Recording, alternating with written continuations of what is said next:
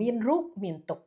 វាតិចឬច្រើនវាអាស្រ័យទៅលើការគិតរបស់យើងនៅពេលដែលមានទុកមករួមរឹតខ្លួនរបស់យើងរួមរឹតការគិតរបស់យើងថាតើយើងញែកទុកនោះឲ្យចេញពីខ្លួនឲ្យចេញពីចិត្តរបស់យើងយ៉ាងម៉េចហេតុអីបានខ្ញុំលើកយករឿងសមាធិនិយាយឡើងច្រើនឡើងដោយសារតែឥឡូវនេះមនុស្សអត់សូវមាន patience ទេបានន័យថាមនុស្សអត់សូវមានការអត់ធ្មត់ទេពិសេសទៅទៀតនោះអ្នកទាំងអស់គ្នាដឹងឆ្នាំ2026គេហៅថាយុគ9យុគភ្លើងហើយនឹងឆ្នាំភ្លើងក៏ចូលមកទៀតធម្មពលទាំងអស់នៅលើផែនដីហ្នឹងគឺវាបញ្ជូនមកខ្លួនយើងបញ្ជូនមកការគិតរបស់យើងឆាប់ខឹងឆេវឆាវមួម៉ៅក្តៅកាហាយអញ្ចឹងអ្វីដែលជាជំរើសដែលល្អបំផុតអ្នកទាំងអស់គ្នារៀនធ្វើសមាធិការធ្វើសមាធិគឺយើងចែកចេញជាពីរទី1គឺ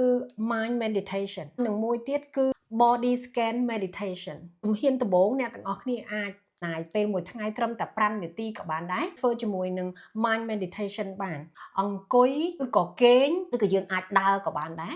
ឲ្យនៅនឹងកន្លែងមួយដែលគេហៅថានៅនឹងបច្ចុប្បន្នគឺយើង focus តែជាមួយនឹងខ្លួនឯង focus តែជាមួយនឹងហើមវានឹងជួយ calm down គឺវានឹងជួយបន្ថយអារម្មណ៍មួម៉ៅអារម្មណ៍ក្តៅកាហាយអារម្មណ៍ដែលមិនសប្បាយចិត្តអារម្មណ៍ដែលគិតច្រើននោះគឺវានឹងរលាយបាត់ម្ដងបន្តិចម្ដង